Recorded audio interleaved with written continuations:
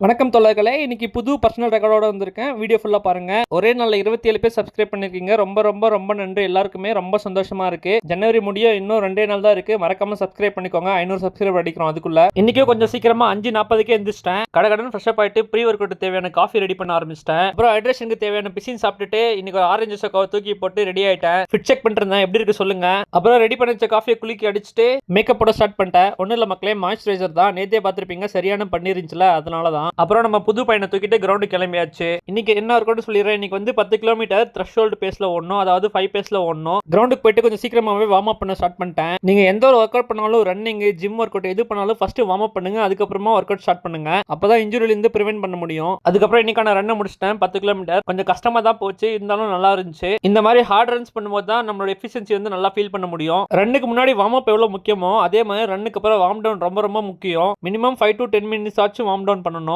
என்னடா வீடியோ ஸ்டார்டிங்ல ஏதோ பர்சனல் ரெக்கார்டு சொன்னீங்க, எதுவுமே இல்லையேன்னு கேக்குறீங்களா? புஷ்அப்ஸ் தான் மக்களே. இன்னைக்கு வந்து 45 புஷ்அப்ஸ் எடுத்தேன். 4 செட்டு 20 10 10 5 மொத்தம் 45 ஆச்சு. ரன்னிங் கூட ஜாலியா பண்ணிடலாம் போல. ஆனா இந்த புஷ்அப்ஸ் இருக்கு, கையை கழட்டி பக்கத்துல வச்சிடலாம் போல இருக்கு. ஆனா இருக்கிறதுலே பெஸ்ட் ஒர்க் அவுட்னா புஷ்அப்ஸ் தான். அப்பர் பாடி ஸ்ட்ரென்த்தை வந்து ஓவராலா இன்க்ரீஸ் பண்ணி கொடுக்கும். அது மட்டும் இல்லாம ஒரு நல்ல பிசிக் லுக் கொடுக்கும். உங்க யாருக்காச்சும் வந்து ரன்னிங் போக டைம் இல்ல, எனக்கு வந்து பாடி மெயின்டைன் பண்றதுக்கு டைம் இல்ல அப்படின்னா, அட்லீஸ்ட் வந்து ரூம்லயே புஷ்அப்ஸ் பண்ண ஆரம்பிச்சிருங்க. அதுவே நல்ல ஒர்க் அவுட் தான். 1 மந்த்லயே வந்து நீங்க மேஜரான டிஃபரன்ஸ் வந்து நீங்களே பாப்பீங்க.